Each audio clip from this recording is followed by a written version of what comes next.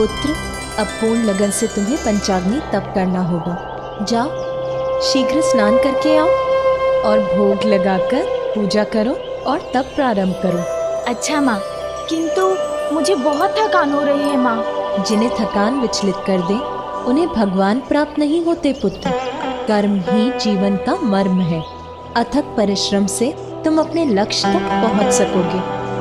स्मरण रहे, यदि भोजन या निद्रा का विचार भी तुम्हारे मन में आया तो तुम्हें पुनः स्नान करके भोग लगाना होगा, पूजा करनी होगी और फिर अपना तप प्रारंभ करना होगा। उचित है माँ, मैं अभी स्नान करके आया।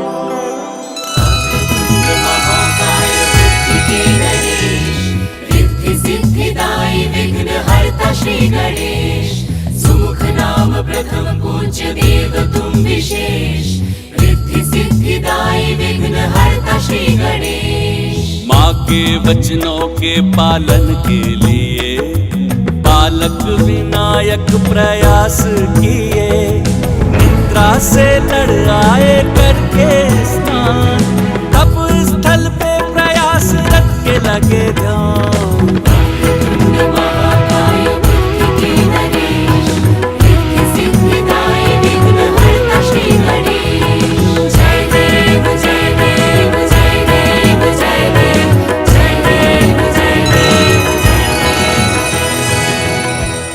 उमा, क्या देख रही हो?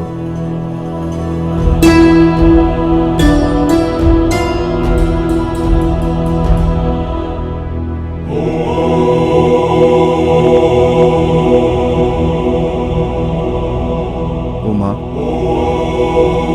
गजानन को बहुत कठिन साधना में डाल दिया तुमने। गौरी, ये तप तो तुमने मुझे पाने के लिए किया था। हाँ स्वामी, जब मेरे वर्षों की तपस्या के बाद भी आप अपने ध्यान से नहीं उठे, तब देवताओं ने आपके हृदय में मेरे प्रति प्रेम जगाने के लिए कामदेव को भेजा और उन्होंने आप पर बाण चला दिया, किंतु आपने अपने तीसरे नेत्र की अग्नि से उन्हें भस्म कर दिया।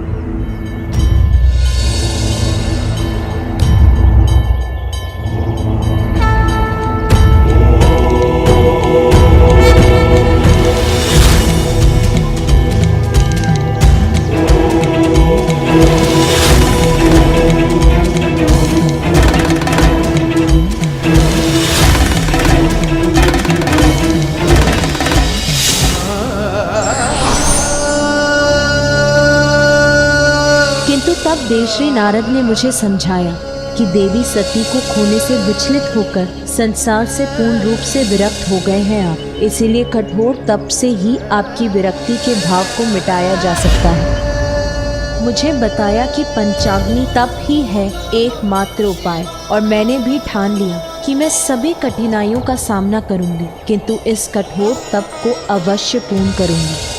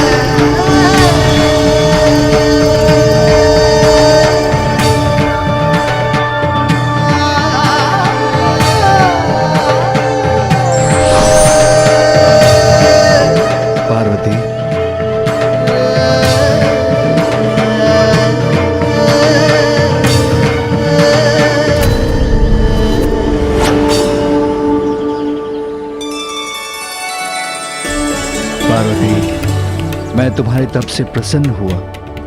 कहो, क्या इच्छा है तुम्हारी? मेरी इच्छा तो आपको पाने की है मेरे प्रभु, मेरे स्वामी। पार्वती, तुम्हारी इच्छा अवश्य पूर्ण होगी। तुम अपने माता पिता के पास उनके निवास स्थान लौट जाओ। उचित समय आने पर मैं तुम्हारा वरण करने स्वयं आऊंगा। आदि शक्ति जगत जननी हूं मैं, और ये मुझे उस तप को पूर्ण करने के बाद ही ज्ञात हुआ, और मैंने आपका सानिध्य भी पाया।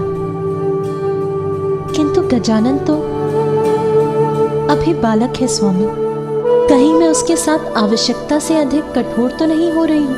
आपका पुत्र तो स्वयं परम ब्रह्म है, महागणपति है उमा।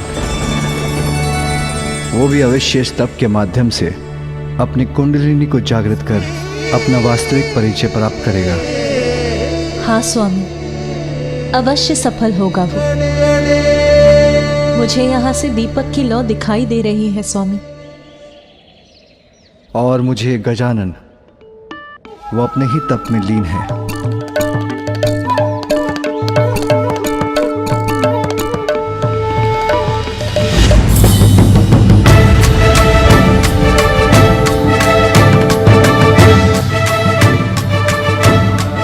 महादेव ने मुस्कुराकर ऐसा क्यों कहा कि गजानन तो अपने ही तप में लीन है?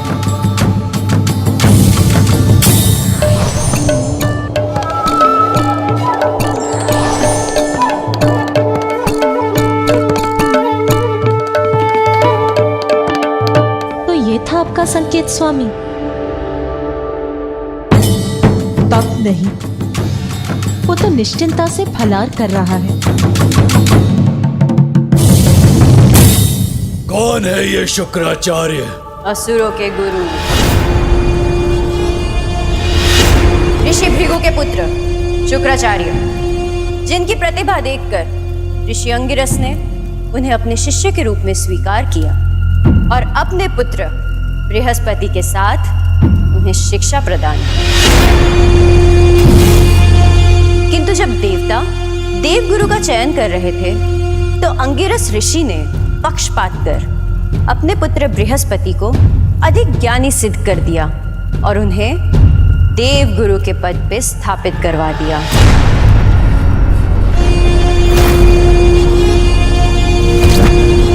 किंतु शुक्राचार्य बिना योग्यता के ही असुरों के कुलगुरु नहीं बने। अपने गुरु के पक्षपात से आहत होकर उन्होंने महादेव की घोर तपस्या की।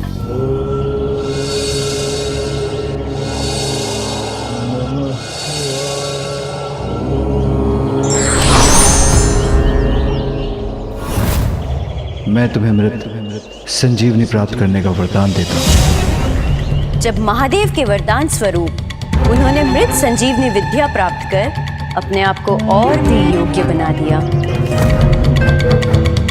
तब से अब तक असुरों के कुल गुरु के पद पर स्थित है गुरु शुक्राचार्य। अनेकों बार देवताओं के साथ युद्ध में मृत असुरों को पुनर्जीवित किया है उन्होंने। विजय प्राप्ति हेतु असुरों का मार्गदर्शन किया है उन्होंने। इसलिए आप भी गुरु शुक्राचार्य के शरण में जाइए असुर सम्राट, और उनके सुझाव पर ही अपने आगे की योजना बनाइए।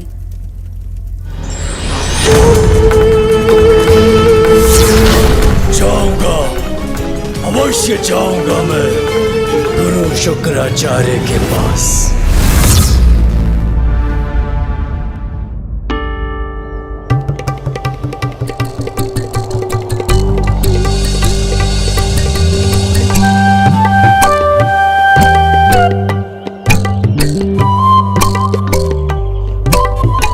परछाई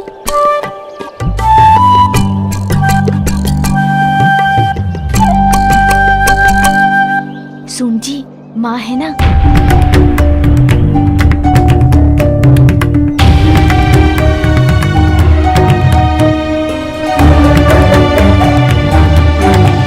क्या हुआ गजानन, तुम अपने तप से क्यों उठ गए? और ये फल, ये पूजा की सामग्री? मैं तो साधना ही कर रहा था माँ, फिर मुझे भूख लगने लगी तो मुझसे रहा नहीं गया। किंतु आप चिंता मत कीजिए माँ, भोजन करने के बाद मैं पुनः स्नान कर अपनी साधना प्रारंभ करूँगा। आप निश्चिंत रहिए माँ, मैं पूर्ण कर लूँगा अपनी साधना। पुत्र, बाप के लिए छोड़ा हुआ कार्य कभी पूर्ण नहीं होता। लक्ष्य प्राप्ति के लिए तो अनेक चुनौतियों से संघर्ष कर उन पर विजय पानी होती है पुत्र। उसके बिना कभी सफलता प्राप्त नहीं होगी। और चुनौतियां तो कठिनाइयों का रूप लेकर ही प्रस्तुत होती है। कठोर साधना से साध कर ही उन्हें सरल बनाया जा सकता है पुत्र। क्या तुम शक्ति संपन्न नहीं होना चाहते पुत्र? अपनी शक्ति को पहचानो गजानन, उसको साध कर अपने वश में करो। पूर्ण निष्ठा से वो साधना करो गजानन जिसके लिए माता ने तुम्हें प्रेरित किया। होना चाहता हूँ माँ। भैया ने भी मुझसे कहा था मुझे अपनी शक्ति को पहचानना होगा। उसके लिए तो तुम्हें यह कठिन तप करना ही होगा पुत्र, क्योंकि सफलता कभी सुगम नहीं होती। उचित है माँ, अब कुछ भी हो जाए मैं अपने तप से नहीं डिगूंगा।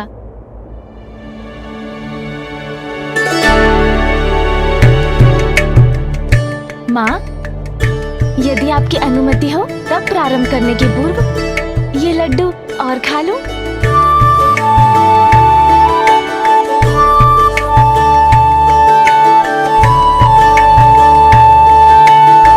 पुत्र, तुम्हारे समक्ष दो मार्ग हैं। एक, जिसका परिणाम जीवन भर बिना स्वयं को जाने कैलाश में बैठकर लड्डू खाना, और दूसरा, इस कठोर साधना को पूर्ण कर अपने भीतर छिपी अपार शक्ति का परिचय पाना। पुत्र, तुम किस मार्ग पर चलोगे उसका चुनाव तो तुम ही करोगे पुत्र। किंतु इतना स्मरण रखना पुत्र, जो स्वयं को पहचानने में असमर्थ हो जाते हैं वो जगत में अपनी कोई पहचान नहीं बना पाते।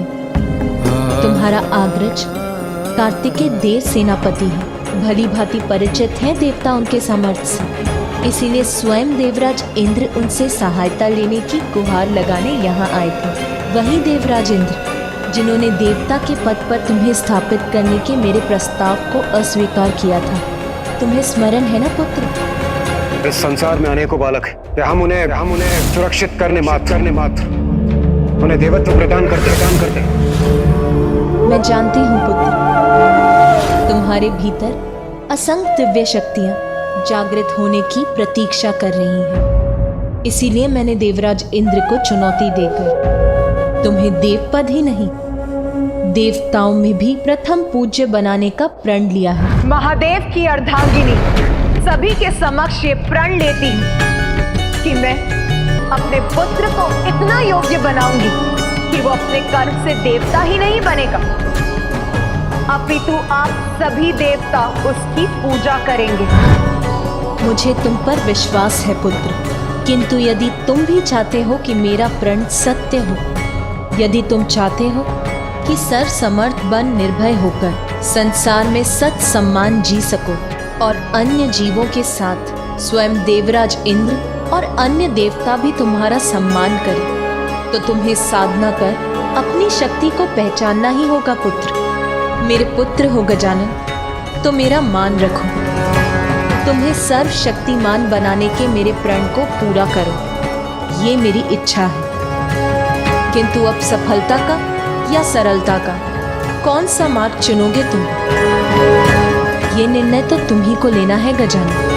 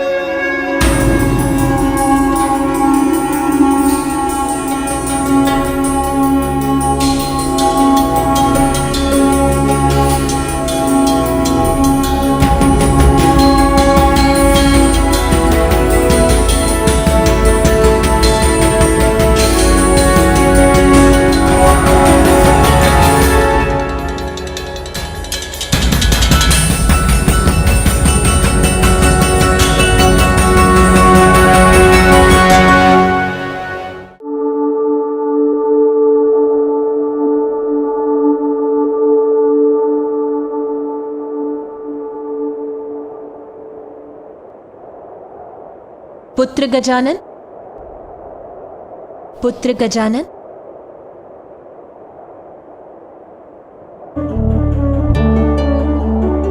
पुत्र गजानन,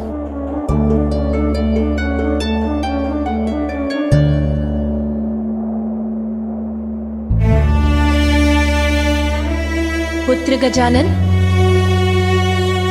सूर्यास्त हो गया, संध्या हो चली है पुत्र।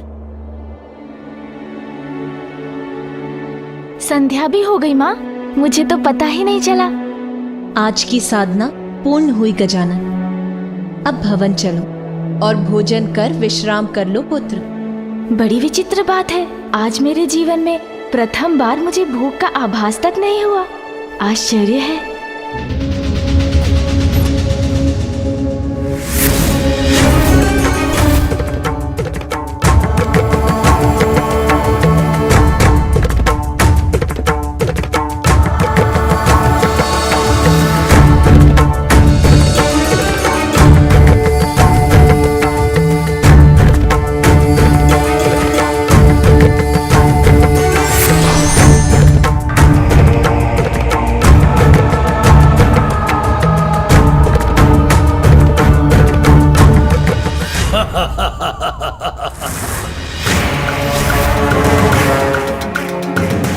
ये मूर्ख सिंदूरा हंस क्यों रहा है? कहीं इसकी बुद्धि तो नहीं फिर गई है? बुढ़िया सिंगिका, किसके पास ले आई हो मुझे? ये है वो महान गुरु, ये सहायता करेंगे मेरी।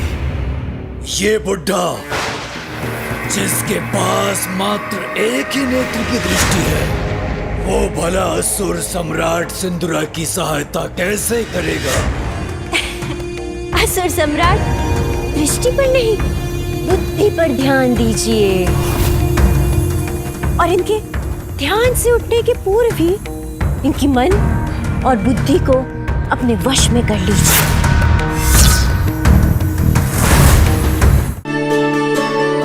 आहा, स्वादिष्ट मोदक।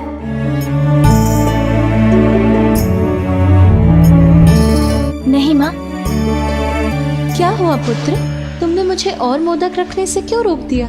क्योंकि अब मैं कम भोजन करूंगा। अधिक खाने से निद्रा और आलसपन का प्रभाव बढ़ता है।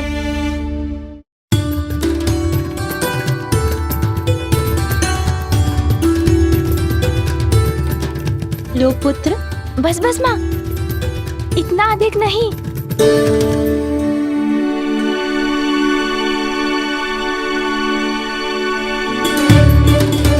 और थोड़ा लो पुत्र। बस, और नहीं माँ।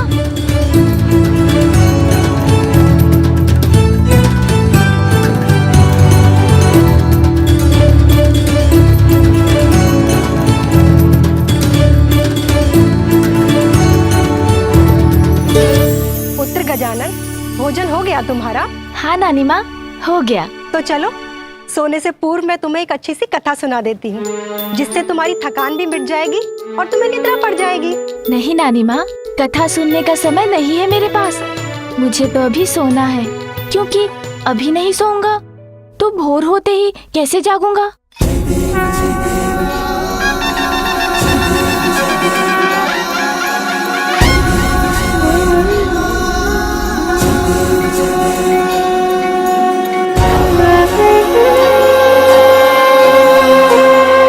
ये तो परिश्रम के बाद की मीठी निद्रा है पुत्र। अब तुम विश्राम कर लो, क्योंकि तुम्हारा तप तो और कठिन होने जा रहा है। महान आचार्य है ये, किंतु हठी है। अपनी बुद्धि के अनुसार ही सब कुछ करते हैं ये, और केवल उसी पर कृपा करते हैं जो इनकी बात सुनता है और मानता है। और मैं तो अपने पिता ब्रह्मदेव की भी बात नहीं मानता हूँ। ये मेरी बात माने और मुझे उचित सुझाव दे, इसलिए मैं इनकी बुद्धि को अपने वश में कर लेता हूँ।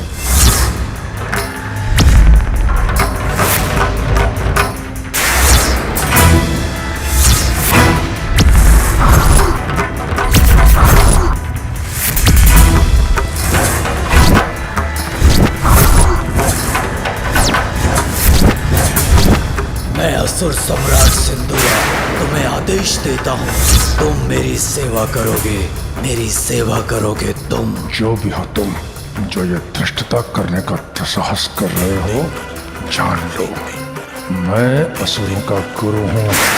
मैं किसी की सेवा नहीं करता। क्या हुआ? उनका मन आपके वश में हुआ कि नहीं? इस बुढ़िया ने कुछ नहीं सुना, अर्थात मेरे मन में प्रवेश कर मुझसे बात की ना।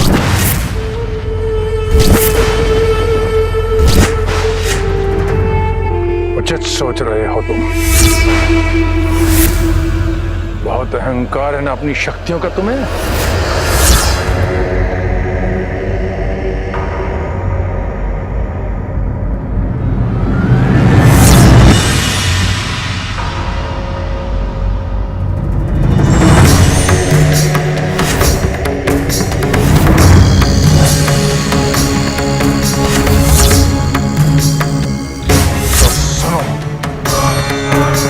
मैं तुम्हें श्राप देता हूं। जिस शक्ति का तुम्हें इतना अहंकार है, वो तब तुम्हारे लिए व्यर्थ हो जाएंगी जब तुम्हें उनकी सबसे अत्यधिक आवश्यकता होगी।